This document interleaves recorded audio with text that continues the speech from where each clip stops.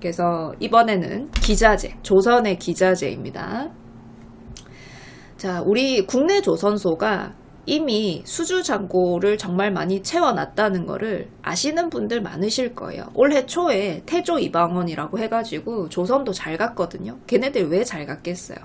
LNG 선박들 발주 많이 들어왔거든요. 카타르 프로젝트라고 하면서 LNG 선박이 발주가 정말 많이 진행이 됐고, 그것뿐만이 아니라 내년 2023년부터는 탄소 배출 규제가 있어요.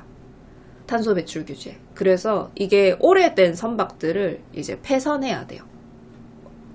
없애버리고 새로운 선박, 규제에 맞는 선박을 만들어내야 되는데, 그런 부분까지 합쳐서 이제 선박 발주가 올해만 120척을 확보를 해놨다고 그러고 3년치 수주 잔고 확보해놨다고 합니다.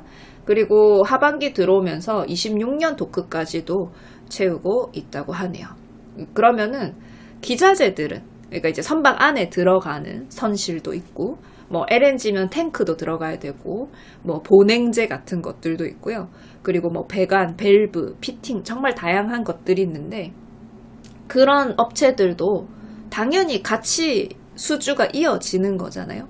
그런데 아직은 좀 일부 물량만 수주 받은 상태예요. 왜냐하면 시차가 발생해요.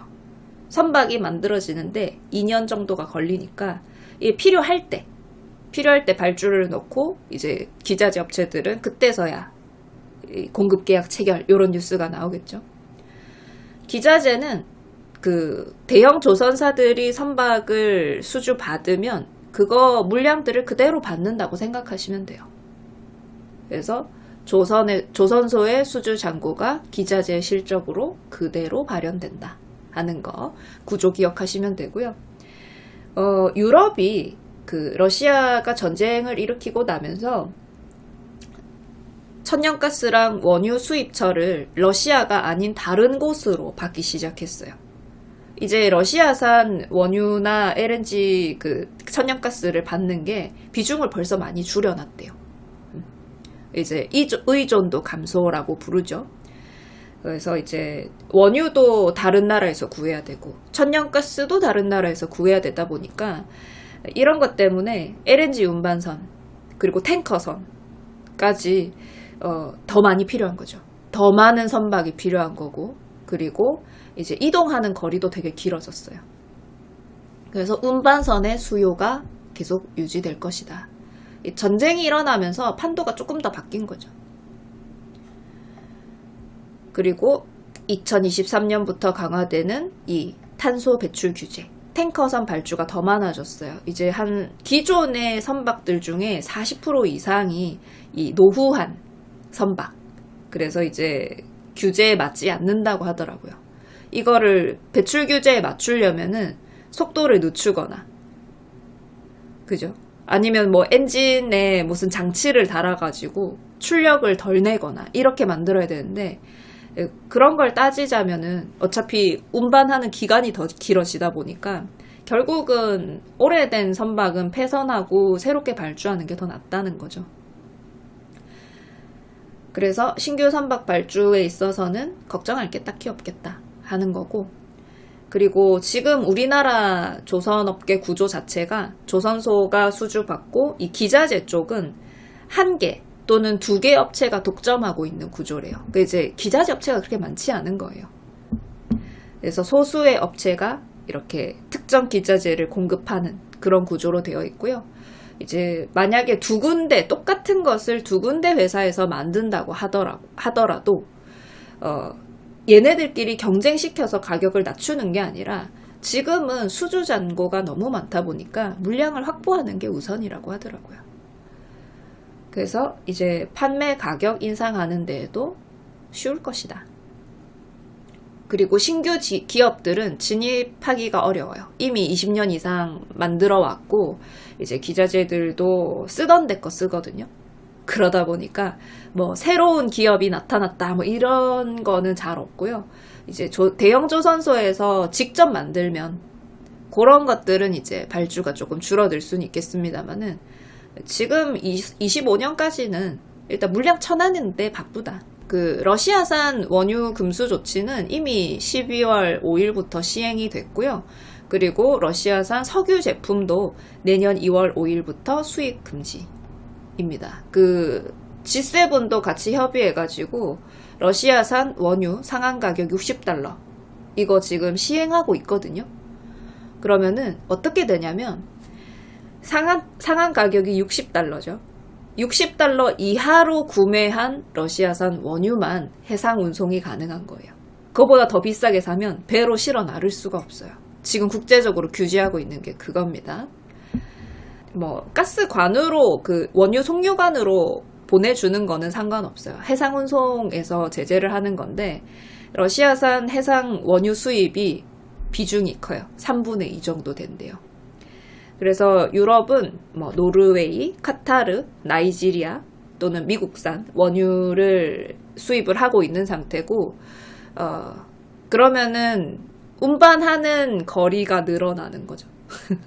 그리고 러시아도 기존에 유럽에다가 수출하고 있었지만은 지금은 중국, 인도 쪽으로 수출을 늘리고 있기 때문에 원유가 이제 바다를 통해서 운송이 더 많이 된다는 얘기인 거죠. 그래서 이걸 뭐라고 부르냐면 원유 수송에 비효율성이 생긴다.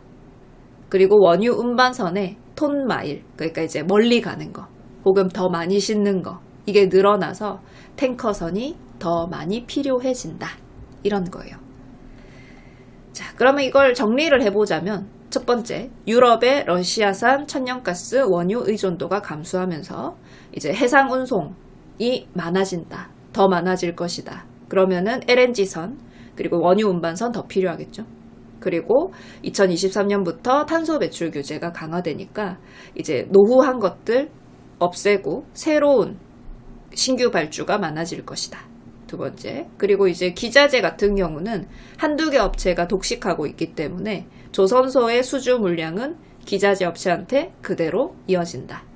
대신에 시차가 좀 걸린다. 종류가 되게 많아요. 엔진, SCR 스크러버, 메탄 슬립 저감 장치, 선실, LNG, LPG 화물 탱크, LNG 연료 탱크, 배관 피팅. 그래서 이 중에서 제가 이제 두 가지를 골라봤는데요. 동성 화인텍이랑 세진중공업입니다. 둘 다 차트는 사실 그렇게 좋지 않아요. 그동안 하락을 많이 해놨고, 그리고 바닥을 좀 다지는, 똑같은 자리에서 바닥을 항상 만들고 있는 뭐 그런 차트라고 보시면 돼요. 동성 화인텍은 LNG 탱크 보냉제라고 하는 걸 만드는 회사입니다. 이게 한국카본이랑 동성 화인텍 두 군데 회사가 있어요. 보냉제를 만드는 회사. LNG 선박 발주가 워낙 많기 때문에 여기서는 이제 2년 뒤에 조선소가 수주받고 2년 뒤부터 보냉제 업체 매출이 본격적으로 올라가게 된다고 합니다. 보냉제는 이 선박을 다 완성해서 인도하기 3개월 전에 납품을 한대요. 그래서 아직까지 이게 제대로 그 수주 물량에 찍히지가 않은 거거든요. 조선소 수주랑 2년 정도 시차 발생하게 됩니다. 그래서 동성 화인텍 지금까지는 현대중공업이랑 삼성중공업에만 납품을 해왔는데 이게 왜 그랬냐면 LNG 탱크 종류가 있는데 이 동성 화인텍이 납품하는 탱크 종류랑 대우조선해양이 채택한 종류랑 달랐던 거거든요. 그런데 탱크 사양이 변경되면서 앞으로 대우조선해양도 동성 화인텍의 보냉제를 써야 된대요. 한국카본이랑 겹치기는 하지만은 워낙 그 발주량이 많아서 물량 채우는 게 우선이고요. 뭐 가격 경쟁하면서 마진이 낮아질 일은 없을 것이다. 오히려 조선소 쪽에서 이 카파를 좀 늘려달라라고 요청할 가능성이 큽니다. 그리고 동성 화인텍은 LNG 연료 탱크랑 암모니아, 수소 연료 탱크도 만들고 있기 때문에 이런 쪽으로도 기대감이 좀 있는 기업이라고 하네요. 자, 차트는 이렇게 생겼습니다. 별로 좋은 모양은 아니죠. 우상향하는 모양은 아닙니다. 그러니까 얘는 단기 대응이 아니라는 거예요. 그죠? 이제 밑에서 모아가지고 앞으로 수주 물량이 쌓이고 공급 계약 체결되고 매출 찍힐 때 그때부터 좀 반등이 나오지 않겠는가 하는 걸 기다려 봐야 되고요. 그동안 뭐 피팅 같은 종목들, 태광, 성광밴드 이런 데는 이미 또 많은 상승세를 보였기 때문에 걔네를 또 공략하는 것보다는 그동안 좀 지지부진했었던 이런 애들을 가는 게 더 낫지 않을까 생각하는데, 시장이 그렇게 좋지 않기 때문에 너무 적극적으로 매수는 하지 않으셨으면 좋겠어요. 내가 현금이 넉넉하게 있으면 그때 이제 조금씩 담아보는 정도? 저도 주식 매수는 오늘도 너무 적극적으로 하지 말자고 말씀드렸지만은 그 생각은 이제 한 내년 1분기까지는 변함없을 것 같습니다. 자, 그 다음은 세진중공업. 여기는 선실 만드는 회사고, 그리고 LPG 탱크를 만든다고 합니다.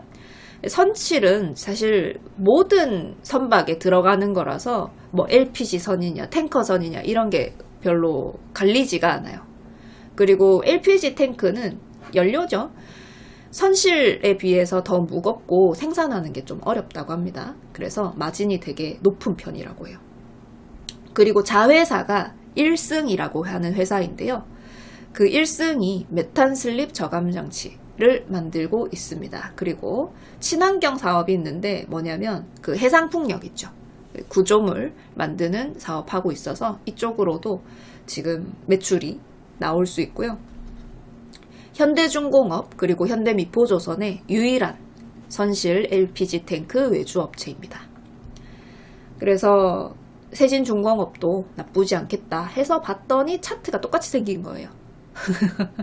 아까 동성화인텍이랑 차트가 똑같이 생겼어. 오호. 약간의 차이는 있겠지만은 이제 올해 중반에 이렇게 상승 나왔고 비슷한 자리에서 지지받았고, 그래서 아하, 요거 둘 중에 골라서 가면 되겠다 싶었어요. 둘 다 뭐 돈 버는 애들, 그리고 특정 약간 이제 독식하는 구조인 거 또 마음에 들었고, 앞으로 어차피 만들어야 되는 거기 때문에 그죠. 수주 받았으면 2025년까지는 일단은 일이 있는 거거든요.